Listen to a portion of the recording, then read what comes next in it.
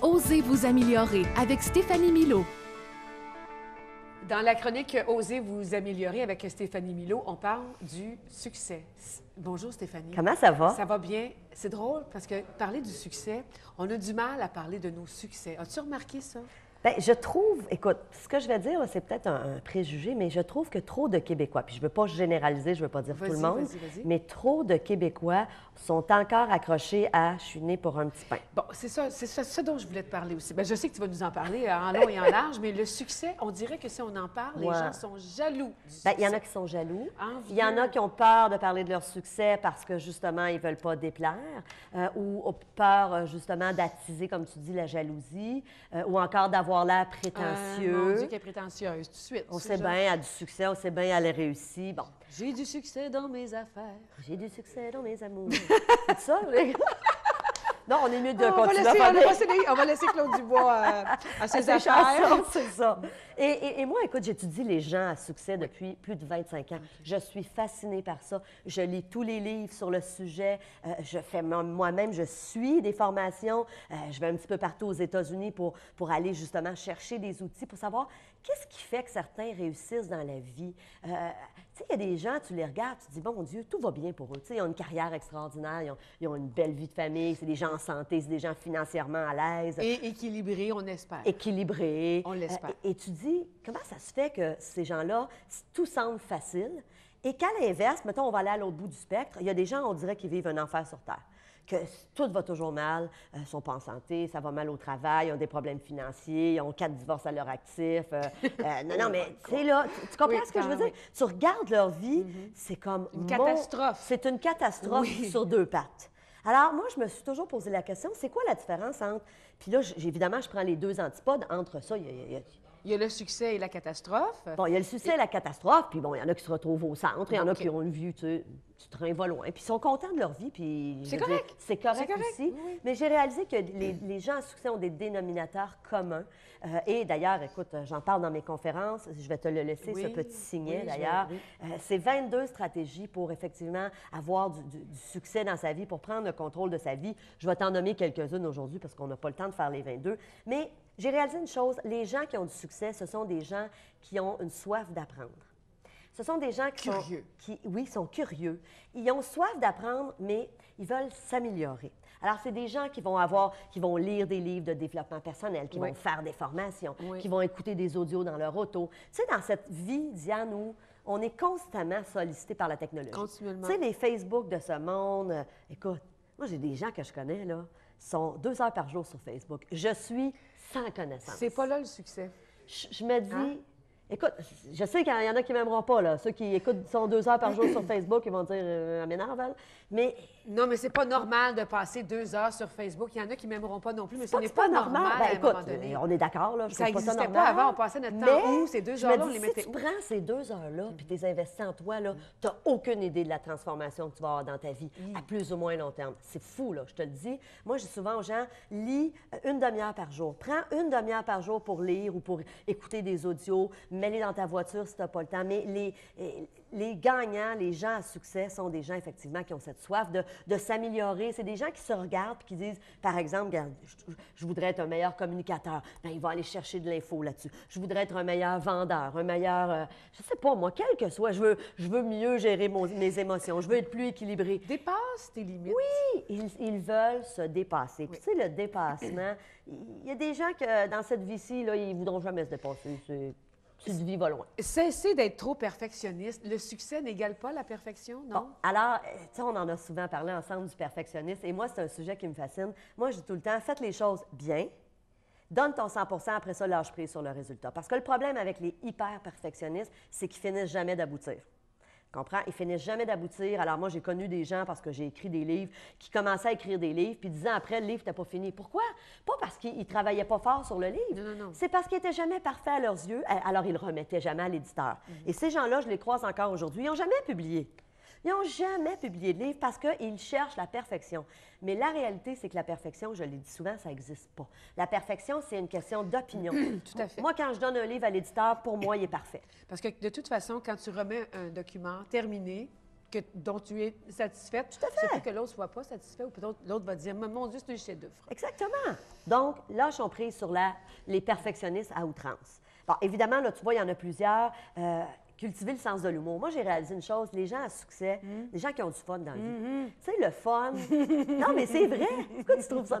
C'est tellement vrai ce que tu dis. Il faut que tu aies un sens de l'humour et surtout que de la dérision, ça vaut aussi pour toi. Tout à fait. Ils sont capables de rire d'eux-mêmes. Oui. Mais au-delà de ça, ils ont du fun au quotidien. Ils ont du fun dans leur travail. Et c'est souvent des gens qui travaillent fort. Comprends-tu? Oui, mais ils n'ont pas l'impression de travailler fort. C'est vrai. Ils ont pas Pourquoi? Parce que ils ont du plaisir.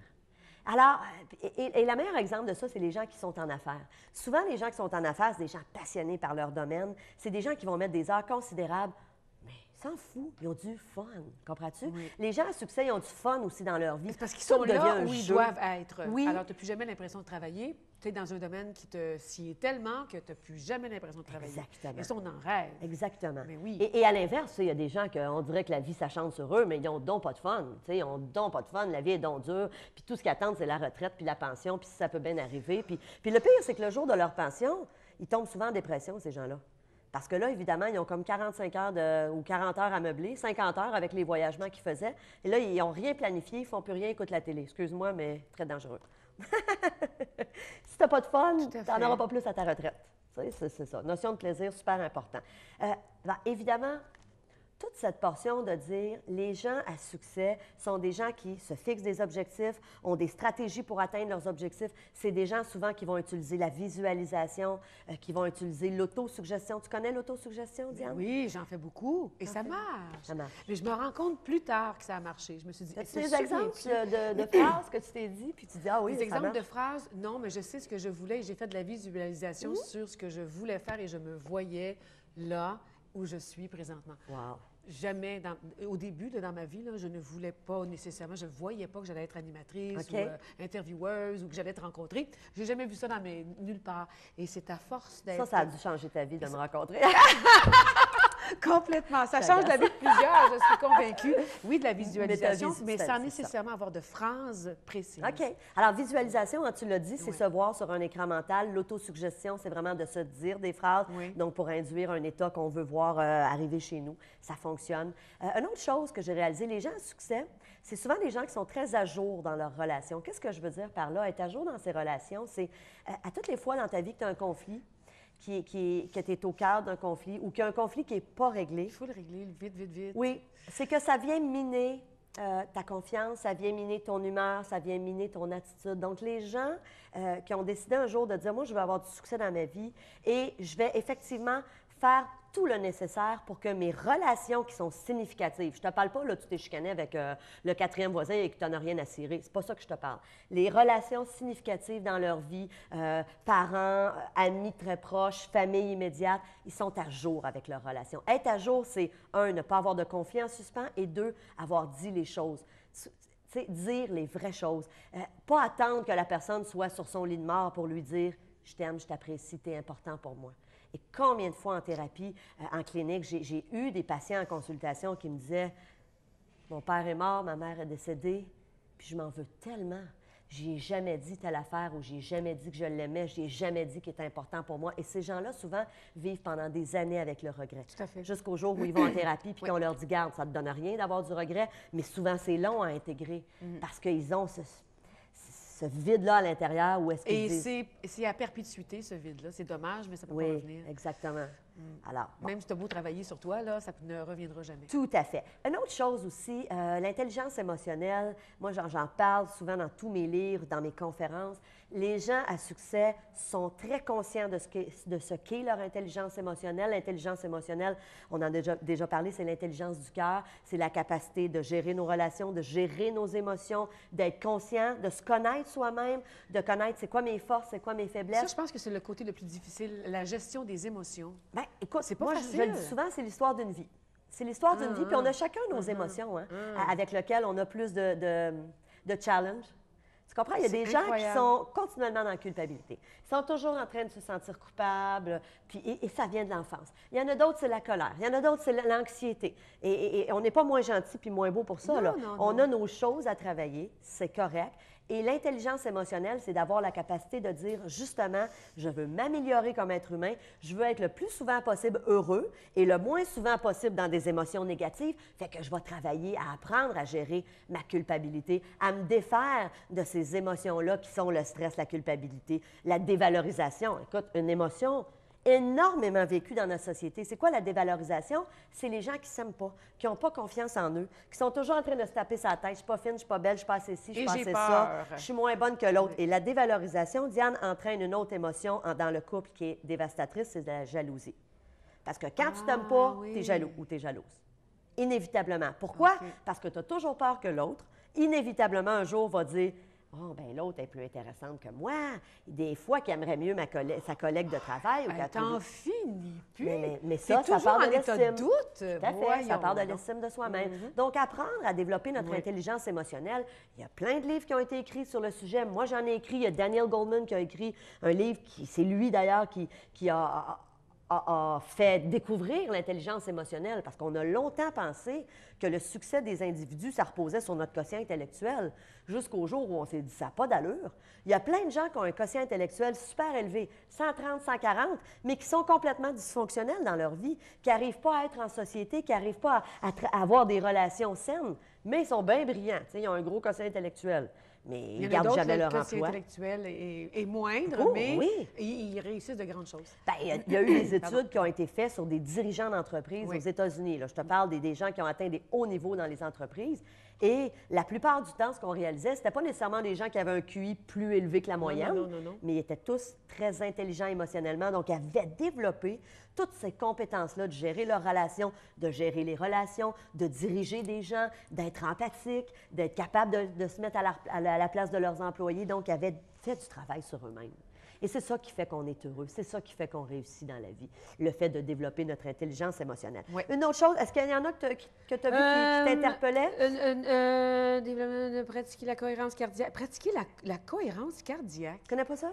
Pratiquer la cohérence cardiaque. OK. La cohérence cardiaque, c'est un outil extraordinaire qui a été découvert en Californie il y a quelques années. La cohérence cardiaque, c'est une méthode pour reprendre le contrôle de ton stress, de tes émotions. C'est une approche en psychologie qui fait en sorte que tu vas utiliser un certain nombre de respirations par minute, idéalement 6 respirations par minute. Je ne compte pas mes respirations, moi.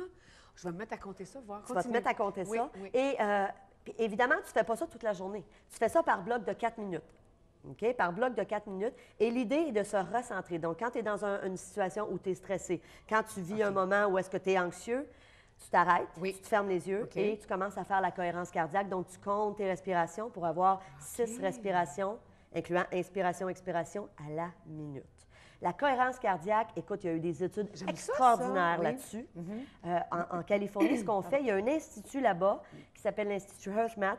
On étudie là-bas le lien entre justement les émotions qu'on vit et notre santé. Et là-bas, ce qu'ils font, c'est qu'ils font venir des gens et ils leur demandent, ils les mettent sous électrocardiogramme et ils leur demandent de relater une situation très difficile qu'ils ont vécue. Et on est capable de voir leur fréquence cardiaque sur un moniteur en arrière d'eux. C'était peurant. Et inévitablement, quand on leur demande de relater une situation difficile, tu vas voir en arrière du moniteur qu'il y a des battements qui sont ce qu'on appelle l'état de chaos, donc des battements très irréguliers.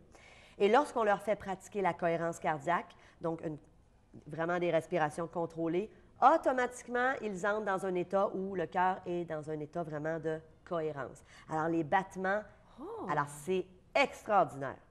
Je le dis, moi, c'est un outil que j'ai référé à des milliers de personnes depuis des années, que ce soit en clinique, dans mes conférences, dans mes livres, j'en parle.